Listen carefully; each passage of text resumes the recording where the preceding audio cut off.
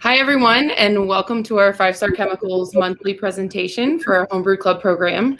I'm Erin Hamrick. I'm the marketing manager here. And so today we have a special guest.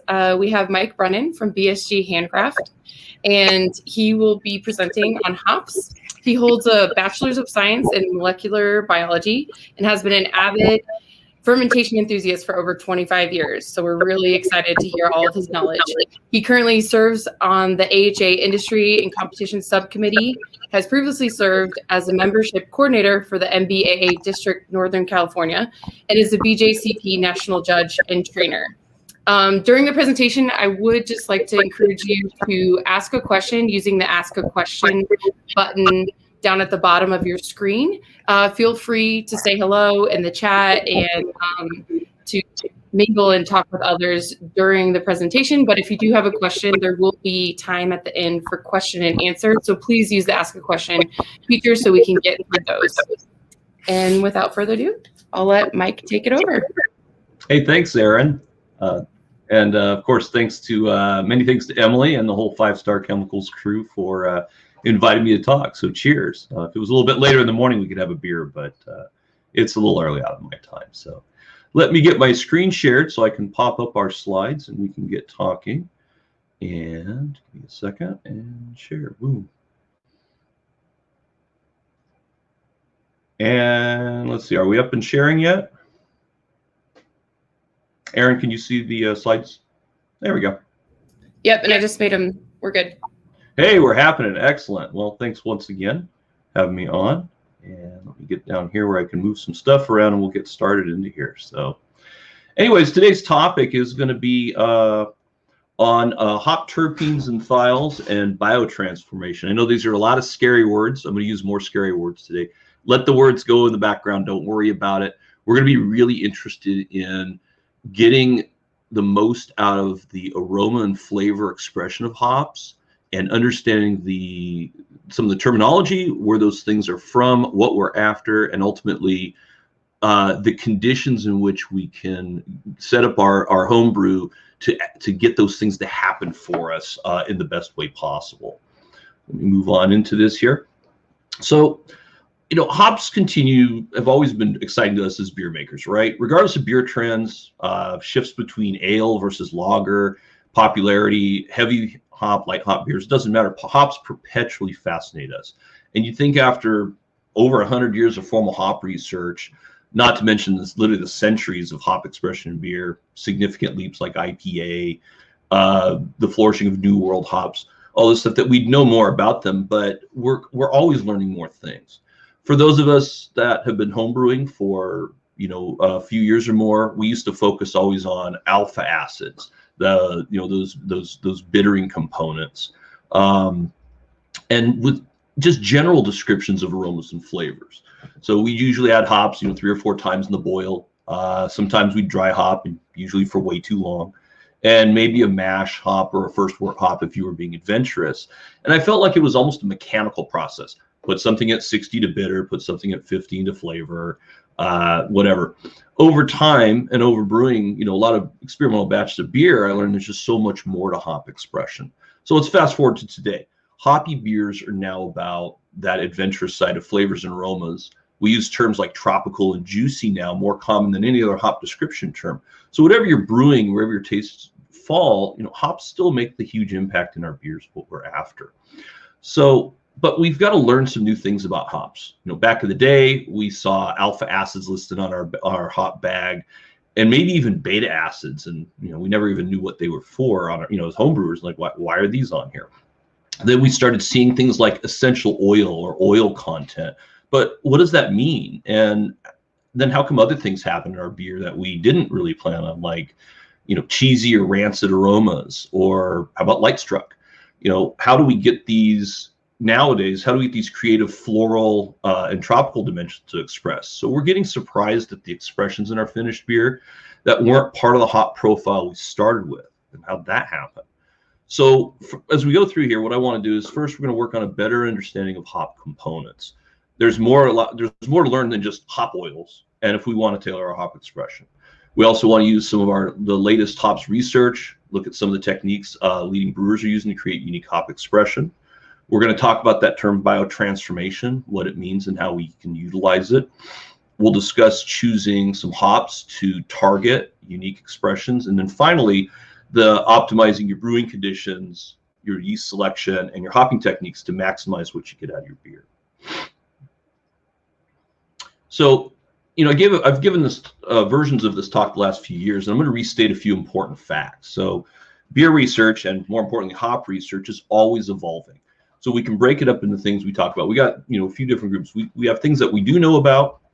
We have things that we think we know about, and what we're still trying to figure out about hops and utilization. If you see on here, I've made some notes all through here of, things that, we're still trying to figure out, these things called thiols that I'm going to talk about. We're still trying to figure out more about these biotransformation pathways and other hop compounds. Incredibly, formal brewing science research and structured experimentation has been going on, since beer has been commercially brewed. And don't believe for a minute that commercial brewers even 200 years ago just threw a bunch of stuff in the kettle and hoped for the best. They were taking good notes, like you should be. Professional brewing societies were measuring, testing, experimenting with brewing materials, water, techniques, and things like that in order to make the beer that they desired. So there's brewing conditions we understand well, like mash enzymes. We know the basis of hop utilization in terms of creating bitterness and kettle flavors and aromas. There's brewing techniques that we think we know, that we think we understand, but we're still trying to learn about, like dry hopping. We continue to evolve in that. We're still trying to figure those things out. So besides leafy material, hops produce many, many compounds. In fact, right at this point, we easily have about 400 of those compounds identified, and there's probably at least 1,000 of them that we just haven't identified because they require really sensitive detection methods in laboratories at extremely small levels. We're even going to talk about what that means. And I'm going to talk about them mainly as families of components. And a fair warning, I'm going to use some technical terms in here, but we use that because it's what we need to identify the compounds which we want to play with. And you already, like I said, you've heard of alpha acids. You understand isomerization to a point. Most likely, it's kind of one of the first things we learn in beer. We're just adding to your knowledge base with this. So within these families, let's kind of flip through a few of these. So in these families, some of which have a significant effect on our beers, some of them have not so much. So let's start at the top. So the red shaded regions are compounds that actually contribute to hop bitterness, and the blue ones can contribute to hop aroma, flavor. And again, at the top, you already know alpha acids. They have a fancy name called humulones. We don't care about that. Even in fresh hops and pellets, some of them have already oxidized a little bit. All these compounds are volatile, so they can always be susceptible to oxygen and oxidation. So they actually get their own name, humulones. Again, they're about 2/3 as bitter, so we still kind of want to know what they're about. Hops also contain polyphenols, so like tannins, and tannins from grain tannins, right? That can sometimes get in our beer if we sparge with pH lower than higher than 6 or something like that in our sparges. These are going to be important to you though, if you're brewing hazy beers or you're trying to get those suspended particles. Those components are those tannins are going to actually help hold some stuff in suspension. There's a category in there, those helipones. Those are oxidized beta acids. They might exist in some hops, especially when they're not processed or stored properly. They're shaded in this diagram as a bittering agent, but they're the ones you don't want. We'll talk about those in a minute, and I'll break those down. More importantly, we have this very interesting family that's listed up there, that big dark blue line of essential oils. And I like that name since they're what we're always chasing to create that hop expression. Notice right below that we have this group of ugly names that are called aroma precursors. What those simply mean is that they have the potential to contribute to aroma, but we have to unlock them with the right conditions. So I want to quickly run through bitterness because this is, of course, a lot of what's happening with hops, and we're going to continue to have these effects even beyond the boil. So even though a lot of us aren't trying to brew the 90 IBU, the old weaponized IPA, hop bitterness is still important to us. And it's important for us to understand. It provides balance in some beer styles, and we definitely don't want it to pop up in a low bitterness beer. So positive sources of bitterness are alpha acids, which we already understand. They're present in anywhere from 2 to 23% of the mass of those hop components. So that's that number on the hop bag. We say alpha acid percentage, right? By themselves, they're not very bitter, and they're actually not very soluble in wort. But in the boil, they undergo a transformational change. That's that thing called isomerization, where they become isomerized alpha acids, which are actually far more bitter, and they're also much more soluble. They become up to 250 times more soluble. That process is driven by the heat, and it's controlled by several conditions in the boil, including the amount of time, your pH of your wort, your sugar concentration. Like, if you've ever looked at one of the hop utilization curves, the higher the sugar concentration, the lower that utilization goes a little bit. That's good to think about in terms of that solubility side that we're going to have to think about when we look at those aroma and flavor compounds. And by the way, that process, remember, is heat dependent, not the actual rolling boil dependent. We have other things that are happening there, but that mechanical action has a minor effect on what's going on with isomerization.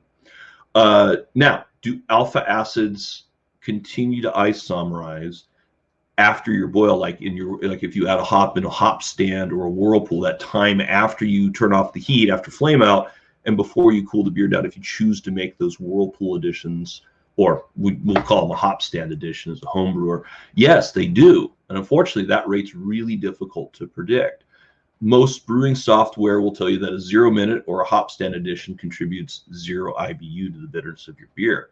But if you've made a late hop or a hop stand beer and you've tasted against a non one, you know that it does increase, that bitterness does increase. So the isomerization is still happening. It's just happening at a slower rate and less predictable. So a solution to that is you could reduce your bittering additions if you plan to add a lot of post-boil hops, especially while we're still in the warm phase of the wort production. You could also check out, for example, the new within the Grainfather Brewing app. There's a new calculation there called the MIBU application, which actually helps to predict what some of that the amount of isomerization that could happen in your hop stand. A couple more hop-derived sources of bitterness. I mentioned those oxidized alpha acids. Again, those can come up even in a dry hopped beer. You can notice that there's a little bit of increase because those compounds, they're not particularly soluble, but they did come into the beer and they provide some. They're about 2/3 as bitter as regular isomerized alpha acids, and they're important drivers of bitterness in your dry hop beer.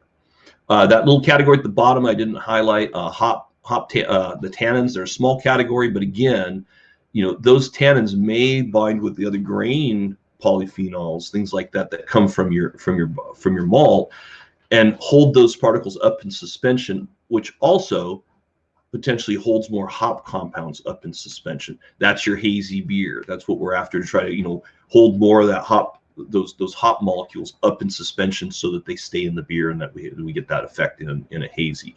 But that's going to fall into that category of what we think we know about those suspended compounds, because it's difficult to sort out the origin of all those suspended compounds.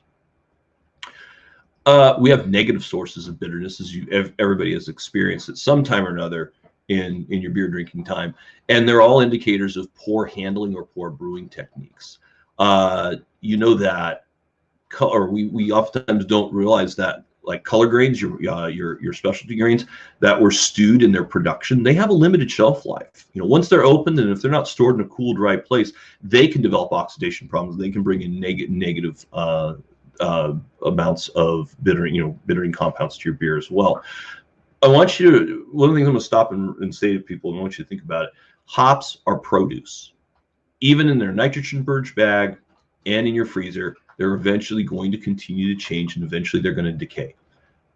They're produce. They are not they're not inert because they've been pelletized and put into a bag. And stale hops are the worst in your beer. Not only do they contribute an acrid bitterness, but they can also develop those rancid and cheesy odors from oxidation. If you're a BJCP judge, you got to go through and learn all these things. So those hop cone fat compounds, those lipids, fatty acids, and those essential oils, they're all comprised of mostly what's called a polyunsaturated fatty acid. It's just like olive oil. If you leave olive oil out and open, it's going to go rancid from oxidation. Hops go rancid as well, and of course produce those like those beta acids we didn't really talk about. When they oxidize, they're exceptionally negatively bitter. But enough about the bittering side. Let's get into, there's plenty of sources out there for calculations on bittering and such. Current, as we do all these things with what we still overuse the term IPA as we move forward from double IPAs, hazy IPAs, New England IPAs, whatever, brewed IPA, whatever the term is. All of these beer styles require increasingly larger and increasingly later additions of hops and hop products. So as we focus on flavor and aroma, we want to focus on where those hop compounds come from, and that's the essential oil family. So that family is anywhere from about 0.5% to about 4% of the yellow material in your hop cone, that lupulin. And that's where the research is going. And so now I'm going to go ahead and dig into some of these terms that we want to understand. We mainly want to understand the sensory component of it, and then how we want to get that into our beer. So in this family of essential oils, don't worry about the big ugly chart at the top, but just notice that there's different breakdowns of it. The first thing I want you to remember is essential oils are volatile, meaning that they can flash off in the boil. Anything above about 85 degrees Celsius, so it's about 180 degrees, the hotter that is, the more chance that they're going to flash off. It's why those additions that we make in our kettle that have boil time on them from anywhere from 5 minutes and longer, those compounds are going to volatilize, they're going to flash off, and they're not going to be left behind. So the ones that we see by far, myrcene is our most common one, and that's that. Just move this forward, back up here. Myrcene flashes off, but myrcene is that resin, that pine, and in different amounts can sometimes be musky or peppery. Caryophyllene is classically a woody flavor. Humulines are woody and piney. These rarely make it from the boil into our finished beer. Hence, that's why when we're looking for those things, it's best to use those hops in our dry hop. We also have on the right-hand side, I listed these things called oxygenated terpenes. Again, don't worry about the terminology, but more importantly is this. These are far more wort-soluble. They have a greater chance of making it in the fermenter, and that also means they have a greater chance of undergoing a biotransformation. More on that in a minute. Let's finish this list and we'll talk about that. And you've probably seen a few of these terms. You've seen them on your hop bags, or you've seen them as you're reading things. But don't worry about the names. Look at the floral: lavender, lime, citrus orange, lilac. I'm going to explain those little small numbers in a minute as well. But I want you to notice they're very, very small numbers. They're in the parts per billion range. It's really crazy to think about. These terpenes, they're insoluble, they're volatile, they don't necessarily survive the boiling process, but they can get in, and these oxygenated compounds are more stable, and they're also more water soluble. So again, they can extract and get in there. And that there's some of these are kettle hop aromas left over, because you stick your nose in your kettle after a 45-minute boil with your bittering hop, and you can notice that there's still like those kind of floral spicy notes. It's in there, they're still there. So some of those will survive. They tend to be less volatile. And then the other ones that we're going to get into. And then the last category that we're going to talk about is probably the more elusive one. These are these things called thiols. So you may have seen the term mercaptans. They both mean the same thing. Thiol and mercaptan simply means that these are molecules that contain a sulfur or multiple sulfur atoms. It makes them extremely our sensory system organoleptically are really sensitive to sulfur compounds. So they're very, very powerful aromatic compounds. These comprise, and this is kind of the magnitude part I want you to think about, they comprise less than 1% of our hops. They have sensory thresholds in these crazy terms like micrograms per liter and nanograms per liter. I'm going to stop for a minute. I want to explain what that means. So on the right-hand side, I kind of give you a little conversion between milligrams per liter, parts per million, things like that. What does all that mean? If you know the term 50 IBU, that simply means you have 50 milligrams of an isomerized alpha acid in every liter of beer. But that still doesn't give you a visual. So let me give you a visual on that. Imagine sitting in football stands, looking at a football field, 100-yard field, and you take a card from a standard deck of cards and you put it out on the field. If you can visualize that one card laying in that whole field, that's basically a good way to think about what 1 part per million would look like if you could see it. That next breakdown, that microgram per liter or parts per billion, same idea of that same card sitting in the middle of 1,000 football fields. And that's already getting pretty intensely hard to think about. But the hardest one to think about are these things actually in the nanogram per liter or parts per trillion. So rather than try to picture a million football fields, think of 1 drop of food coloring in about 18 million gallons of water. So that's like, I think, 5 Olympic swimming pools or something like that. These are staggeringly small amounts and small to measure. This is why we haven't talked about them a lot in years past in hop research, because only a few labs in the world have that equipment sensitive to measure these molecules in terms of actual levels, but we can easily pick them up with our noses and our mouths. I'm not going to get into the names. They're a bunch of chemical jargon. We're never going to see the names. If you notice, they just give them numbers and letters, 3MH or whatever. More importantly, look at the sensory that we're looking for. And if you recognize some of these in New World or New Zealand hops, do you recognize these aroma descriptors? Guava, tropical, black currant, passion fruit, rhubarb. These are all thiol compounds. Some of these thiols can enhance the flavor intensity of other thiols and some of those terpenes that we talked about a minute ago. There's what we call an additive effect. So oftentimes that little small amount of one of these, a small amount of a couple terpenes, and some of those like fruity ester byproducts of yeast production will all add on top of each other and create a unique sensory aroma that we weren't expecting. That's part of it without even getting to the biotransformation side. So it's called the additive effect. So I want you to think about that, because we're looking for small contributions that all come together to form that big symphony of what we want our hop expression to be like in a beer. Are there negative thiols? Yeah, because you probably experienced them. If you've ever had a light struck beer or a skunked beer, that's a thiol. Notice the amount of it. Ignore the name, but it's in the 4 to 30 parts per trillion. That's that swimming pool size thing. Even that small amount of that broken hop thiol is enough to skunk your beer and make it unpleasant. That's why we use brown bottles in our bottling, is to try to prevent ultraviolet light from knocking these molecules apart and creating these things. Other compounds that you may have unfortunately smelled in your beer could have been things like cabbage, onions, garlic. Those are all those things are all thiols.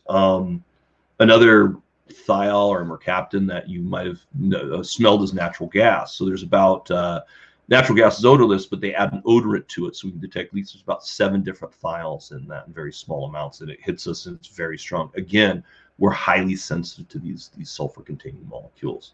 So we definitely don't want these. We want to focus on the good ones. Where do we find all this?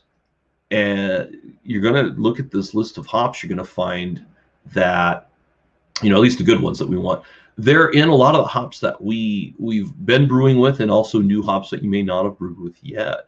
But notice the presence of classic hops on this list. So I put 3 things up here.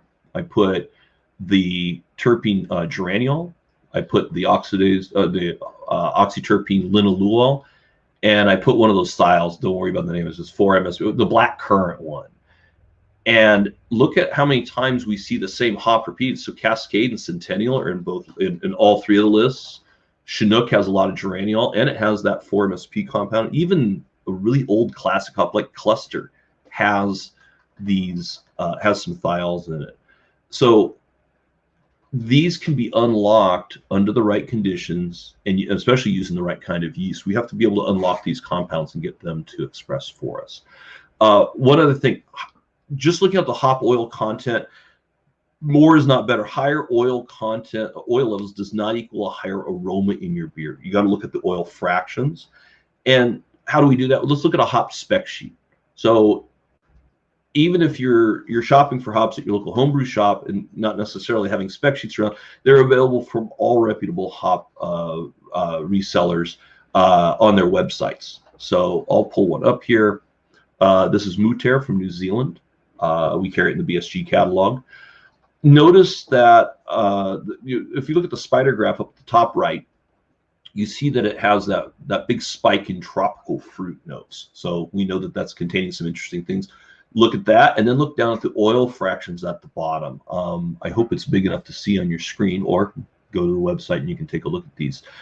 But do you recognize some of those names from what we just said? There's the myrcene content, humulene, caryophyllene, and farnesene.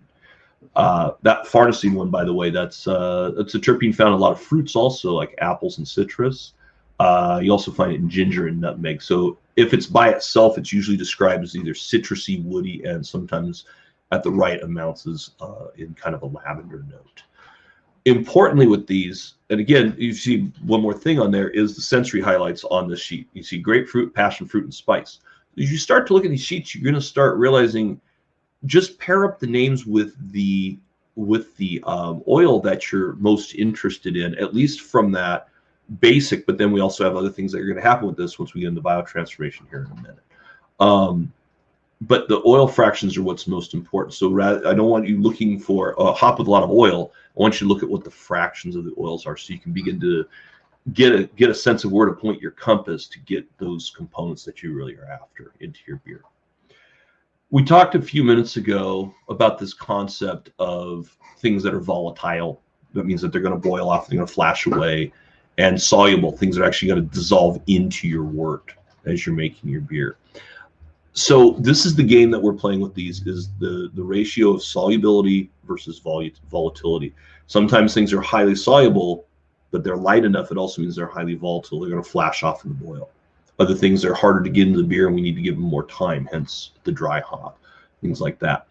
So linalool, as you can see by these graphs, let's not be too scientific, but you can see that myrcene, linalool, and geraniol, myrcene and linalool flash off very quickly. Within 5 minutes, they've already dropped by almost half.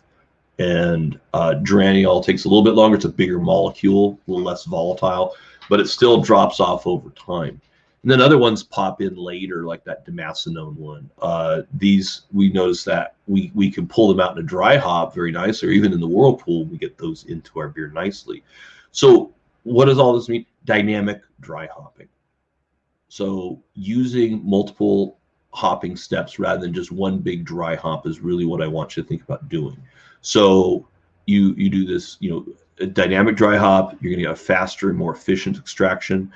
And also, I want you to think about the fact that most of your aroma compounds that can be measured are transferred into your beer in the first few hours of a dry hop. There's plenty of literature to show that even within the first 24 hours, most of our aromatic compounds are already into the beer. So the old, dry hop for 7 days or 10 days, you risk bringing in more of those hay and grass components into your beer rather than maybe those more subtle, delicate orange citrus, things like that.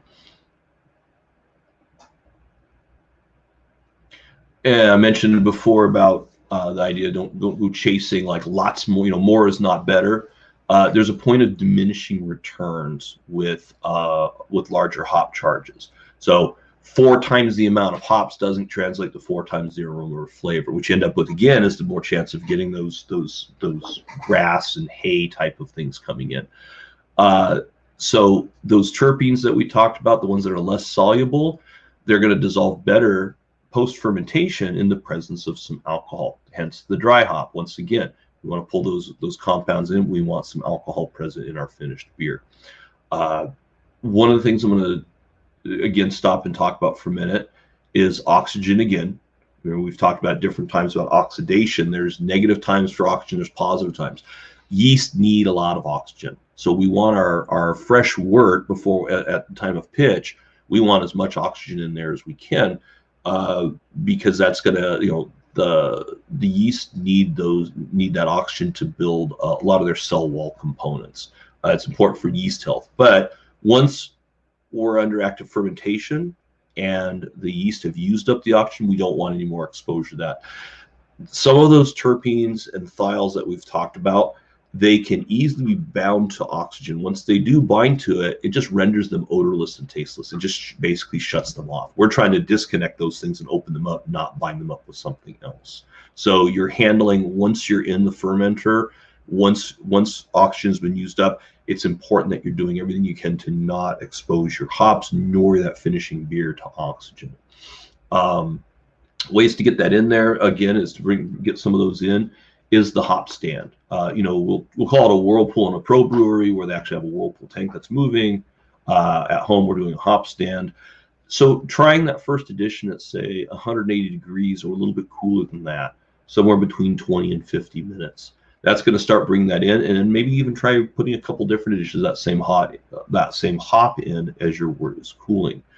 And these additions that we're doing now, these that are late in, not in the fermentation, sorry about that, but some of them in late fermentation, but in that late boil and such, those are going to contribute those terpenes that can be altered into new compounds. That's that mysterious term, biotransformation. Everything a yeast does is a biotransformation, but we're only interested in the ones that do something to our hops. But anytime a yeast takes something in, changes around, spits it out as something else, that's a biotransformation. So overused term that simply means the yeast did something with it. It's any process within a yeast cell that alters the structure of something. For us, what we want to pay attention is when it changes the structure of one of those hop aroma compounds. This is where we're getting new things out of a hop that wasn't there before. It can sometimes convert an odorless or a less potent aromatic, one of those terpenes, into something with more odor and more potency. It's also yeast strain dependent. Every yeast has its own metabolic pathways.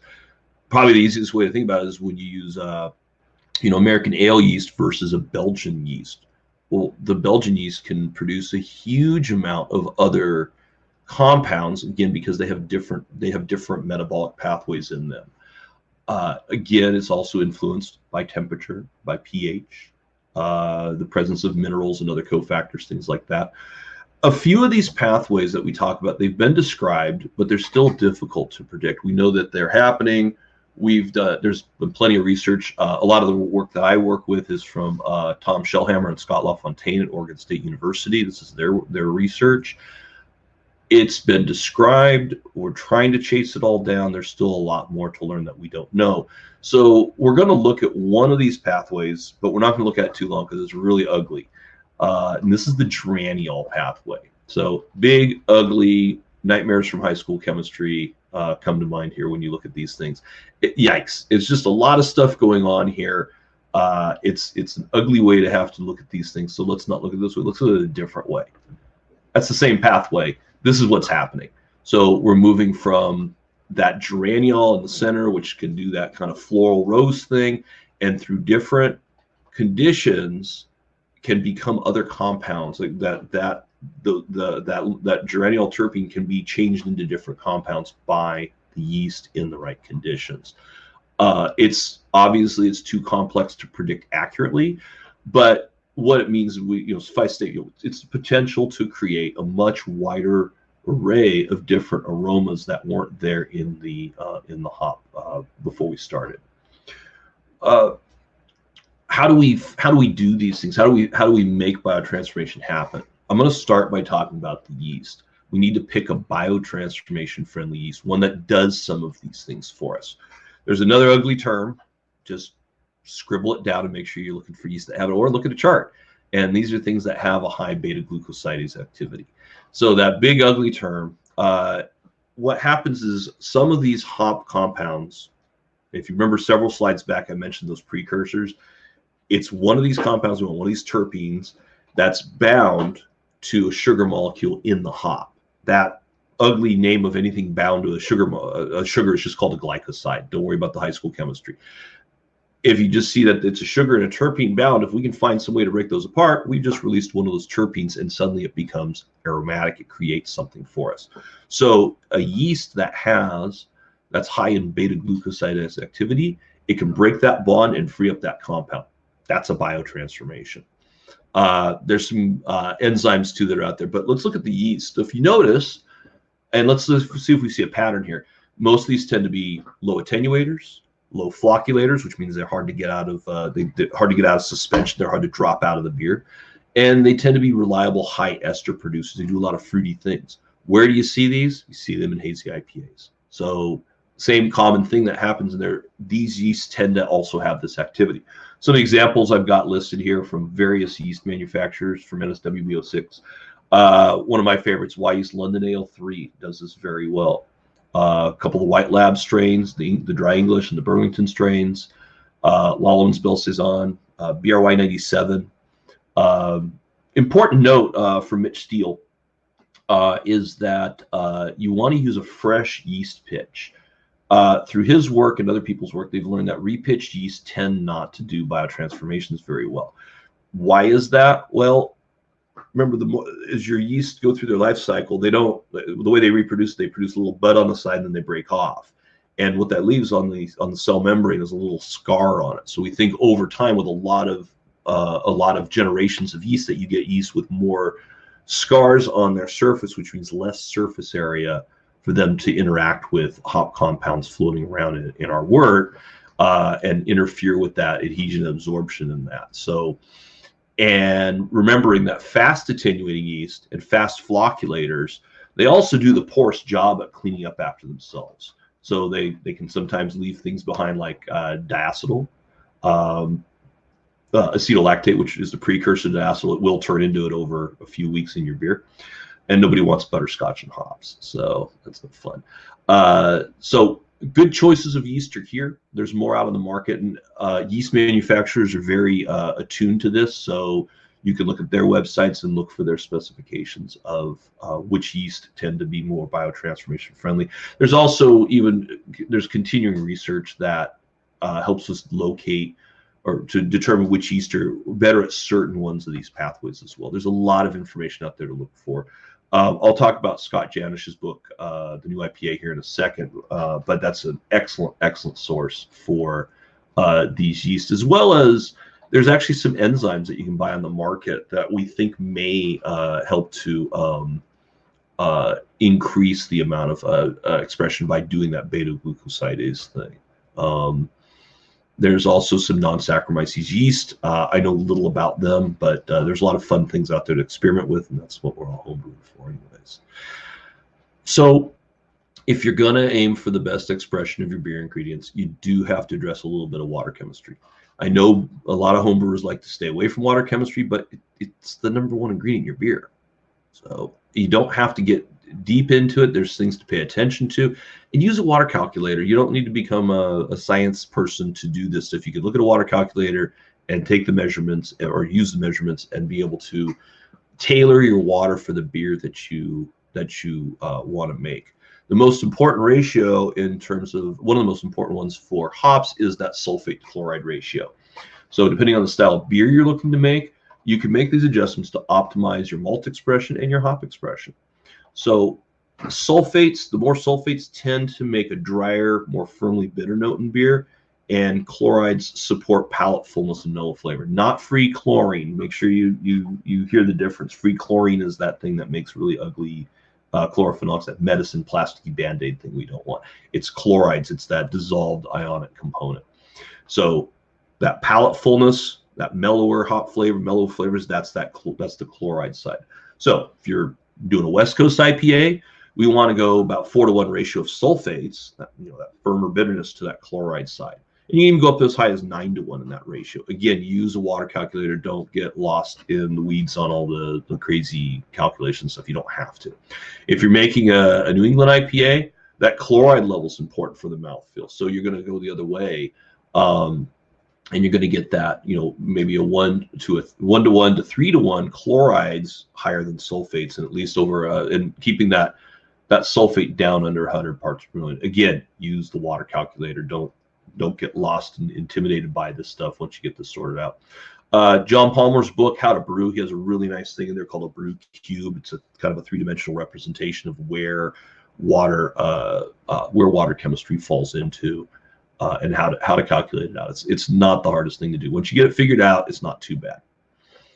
So let's kind of put these things together and say, okay, what's your pre-fight checklist? How am I going to put together the right conditions for my beer to get the best potential of having one of these happening? let's get our water right. So get your brewing water adjusted to the proper sulfate to the sulfate chloride ratio. Figure out what beer you're doing. Look at the ratios. Get your water tested. It's cheap. Wardlabs.com. I can't remember. WARDLABS.com, I think. They offer a brewer's water test. I think it's $38. They're going to send you a little kit. You're going to collect some water. You're going to send it back to them, and I think they give you a run of 17 ions. I know a lot of people say, hey, use your local water report. That annual water report that your water district puts out, that's a weighted average over 12 months. So I've lived in areas where the water vastly changes seasonally. Some areas where they're pulling groundwater at certain times of the year, and then they're pulling surface or lake or river water at different times. The water is going to change vastly. If there's an area that's warm where you have a high amount of bacterial activity in the water, they're going to put more chlorine in it, things like that. Those things are changing all the time. It's worth every now and then throw a water test. It's not that expensive, and you're going to get a really more accurate look at your water of where you're starting at, so you can build your water the way you want it. Don't oversparge your mash. Oversparging, remember, means that we're sparging always with that runoff coming off below pH of 6. Once we hit 6 or higher, we run the risk of pulling more of those tannins out of those polyphenols, those tannins out of the grain. That's going to make that husky, rough astringency in our beer. You know, we're all those little delicate things we get out of the hops are not going to matter at that point. Keeping your sparge water again under 180 degrees as well is important. Layering your hops creates dimension. Rather than one big hop charge, break your hops down. Think about some post-boil additions, that whirlpool thing, the hop stand thing, so you can preserve the most volatile terpenes and thiols. And minimize, again, more alpha acid isomerization. We talked about that. There's still some that's happening even on that hot side after flame out. Choosing a yeast that's high in that beta glucosidase activity, that big ugly word that simply means it's going to open things up. It's going to disconnect sugars from terpenes, release more terpenes, and get those into your beer. Fresh pitch, no repitches on this one. Make sure you calculate a proper pitch rate. It's, again, use a calculator. Use fresh yeast pitches. Dry yeasts tend to be very stable. They have a very small loss per month in pack, especially when kept in a cool, dry place. That temperature control in your fermentation. I know sometimes it's hard to achieve. You don't need an expensive keezer. You don't need a lot of those things. You can use, in hot regions, one of my favorite things to do is buy a big storage tote and fill it with water and set your fermenter in the water just fill the water to the same level as the wort is inside of your fermenter. It acts like a big giant heat sink. It's going to prevent it from going up and down. You get really hot days, freeze a couple of water bottles and just cycle them through there. Throw a frozen water bottle floating around in that water once or twice a day, and guarantee you can keep your ferment down in the 60s. Use the temperature that's the optimum range that your yeast was designed for, that's written on the package. Getting outside of that is going to definitely make your yeast do things you don't want it to do. Again, also vigorous fermentation. So if you're really fermenting hot or warm, that vigorous production of carbon dioxide may strip some of the, again, they're still volatile, so you can sometimes strip those aromatic compounds out of your beer. Try a late stage fermentation dry hop. Trying at, so if you look at your beer, if you're fermenting in like, carboy where you can see when you get all the massive activity, that high kreuzen. On the other side of high kreuzen, as it's coming down, oxygen's been used up. It's a really great time to drop a dry hop in, because the yeast are still active. There's a great chance of getting a biotransformation in there. But those dry hop additions, 24 to 48 hours maximum. You're going to get everything in that you want. You go longer than that, you might get a few more things out. Again, we start running that risk as time goes on. We start pulling out hay and grass and those things that, I don't know about you, but I don't like hay beer. Doesn't work for me.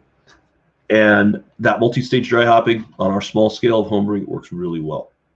And that last reminder on there, 4 times the hops does not mean 4 times the aroma. It's not going to get you anymore. So use your hops judiciously. Buying lots of hops and just cramming in there, it's not going to get the effect that you're really after. It's going to be really about you utilizing these dynamic multiple additions.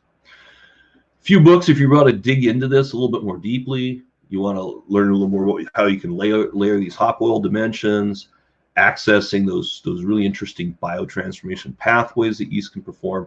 You're going to want to add a few books to your collection. The one in the middle, Scott Janish's book, it's outstanding. Stan Hieronymus the guy who wrote, wrote the hop book. He wrote the introduction for Scott for his book. So that's, I can't think of a better recommendation than that. Again, much of the work that I've done, the research that I've done is based on Tom Shellhammer's group at Oregon State University. He and Scott LaFontaine's proceedings from the Second International Brewing Symposium. That book there is a great one. That I think that was in 2016 they did that. And of course, Stan's book is For the Love of Hops is a core research, but it's your core resource. If you're a hop-oriented brewer, you should have this book on your shelf. You should be looking at this from time to time. So I'm going to open this up for questions. Last thing is, again, don't be intimidated by the language or the names. It might take some time to learn some of these terms, but start looking at that. Look at those, look at your, hop spec sheets that you can, again, every manufacturer, all of us, BSG, we've got them on our website. You can go and you can look at those, look for those oil fractions, look at those spider graphs, see what you want, and start getting into your experimentation. All right. I'll start with the first question was... Get off our screen here. There we go. Hey. Aaron, you're back. I'm back. It is, where would I find the rich hops list that was discussed? Very helpful during beer design. I'm assuming that list that I showed that has geraniol and linalool. I put that list together. Just look at those lists. Scott Janish's book, again, great place to find those. More importantly, like I mentioned, is the hop spec sheets. If you go to, if you're buying BSG hops, you can go to, BSGcraft.com, BSG Handcraft, my division, and you can go to any hop. They're listed on there, and you'll see below all the listings, there's a spec sheet. Almost everybody has them on the web. Great spec sheets. I haven't been on Scott Janish's website for a while. I'm going to bet you he has a really good list going as well.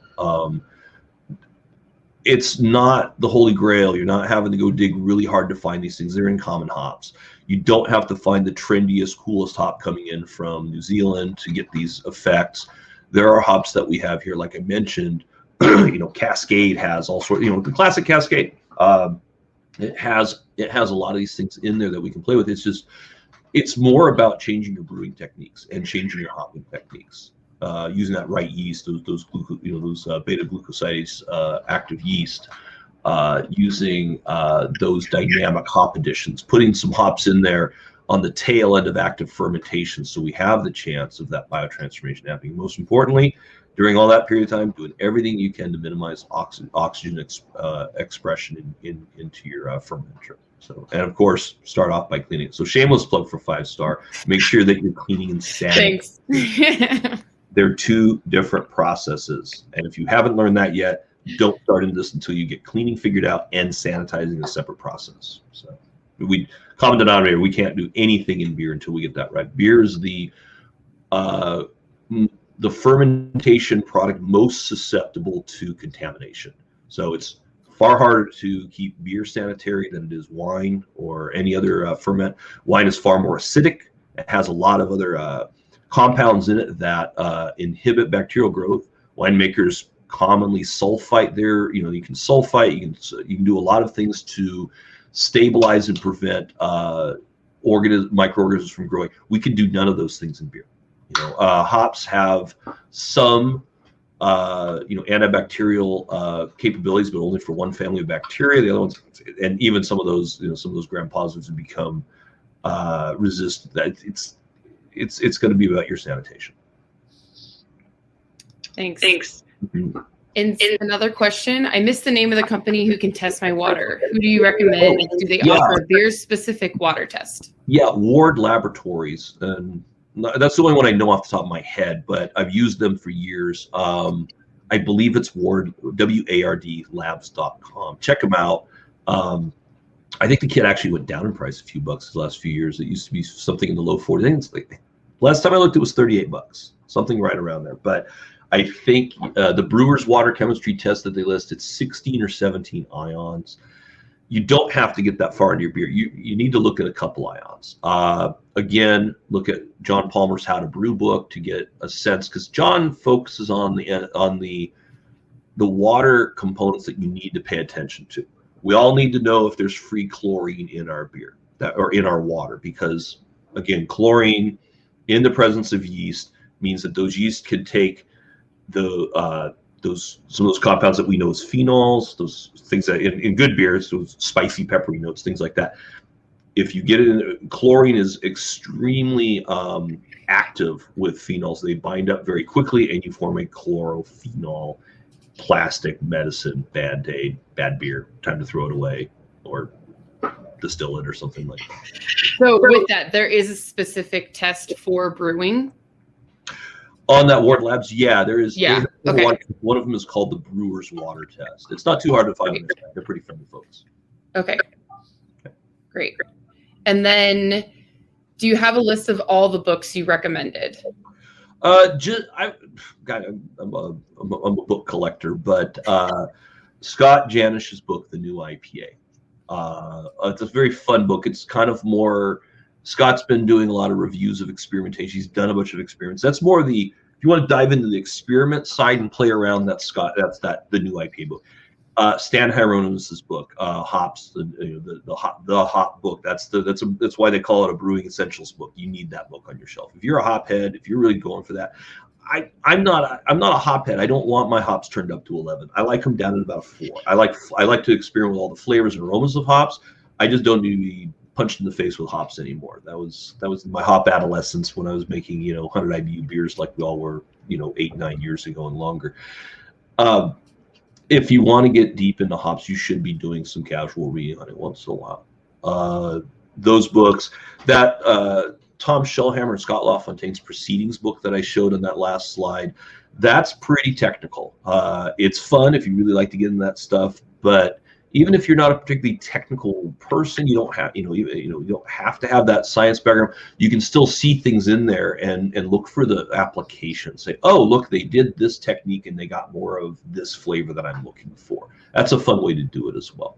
But honestly, look at getting your brewing conditions optimized, get the yeast right, play with those hop additions. You're going to start finding things happening in your beer that you didn't before, or maybe happened, you didn't know why. You're going to get those really interesting notes happening.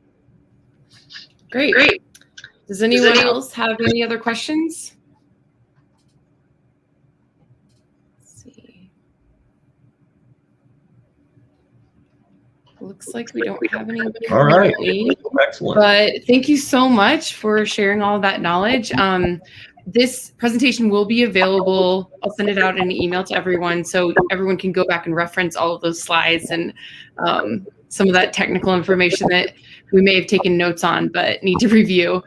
Just another reminder that our next presentation is August 26th with Brewers Hardware, and then we have another one with Beer Maker in September, and they were on Shark Tank. So we look forward to having everyone back for another presentation. And thank you again, Mike. Aaron, thanks so much for having me. Thanks again to 5 Star for hosting these. This is what every home brewer needs, is more access to good information and in a conversational way. Sometimes it gets really boring reading the books, right? Right. Awesome. All right. Thanks, everyone. Thanks, guys. We'll see you soon.